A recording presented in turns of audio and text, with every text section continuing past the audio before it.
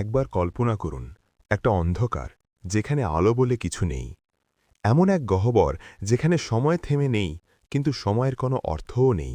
প্রতিটি মুহূর্ত যেন আগুনের শিখা হয়ে শরীর ভেদ করে যাচ্ছে।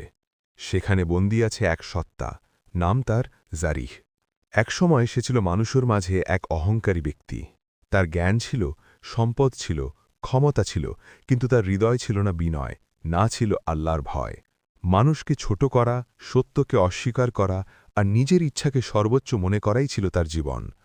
একদিন হঠাৎ তার মৃত্যু হল।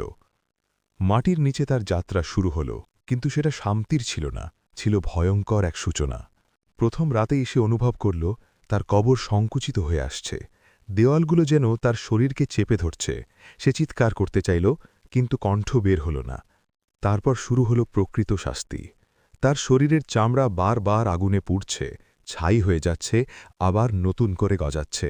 প্রতিবার নতুন চামড়া আগের চেয়ে বেশি সংবেদনশীল। প্রতিটি দহন আগের চেয়ে শতগুণ বেশি কষ্টদায়ক।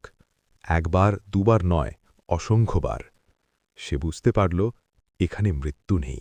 সে চিৎকার করে বলল, হে প্রভু, আমাকে একবার ফিরিয়ে দাও, আমি সব ঠিক করে নেব।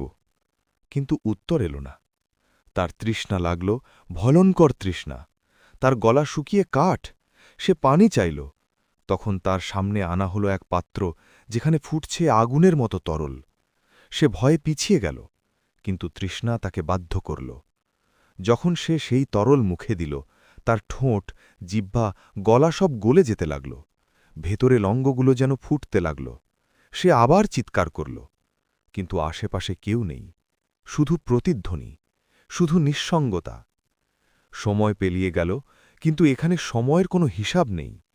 এক মুহূর্ত যেন 1000 বছরের সমান, আর 1000 বছর যেন শেষই হয় না। সবচেয়ে ভয়ঙ্কর বিষয়টা ছিল তার স্মৃতি। সে সব মনে করতে পারছিল। যেদিন তাকে নামাজের জন্য ডাকা হয়েছিল, সে বলেছিল পরে পড়ব। যেদিন কেউ তাকে উপদেশ দিয়েছিল, সে হাসি দিয়েছিল। যেদিন সত্য তার সামনে এসেছিল, সে মুখ ফিরিয়ে নিয়েছিল। এখন সে বুঝছে সব সুযোগ শেষ। একসময় তার সামনে আরেকটি দৃশ্য আনা হল।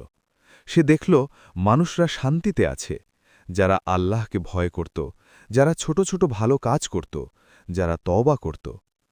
তার চোখে তখন আগুনের অশ্রু। সে বলল, আমি কেন বুঝিনি? কিন্তু তখন আর কোনো উত্তর নেই, কারণ সুযোগ ছিল দুনিয়াতে, এখানে শুধু ফলাফল। শেষে সে একটাই কথা বলতে লাগল, হে আল্লাহ, আমাকে শেষ করে দিন, আমি আর পারছি না। কিন্তু এখানে মৃত্যু নেই, শুধু অনন্ত শাস্তি। শিক্ষা, এই দুনিয়া অস্থায়ী, সুযোগ আছে এখনই। একটা ছোট ভালো কাজ, একটা সত্যিকারের তওবা, এইগুলোই পারে আমাদের শেষ পরিণতি বদলে দিতে।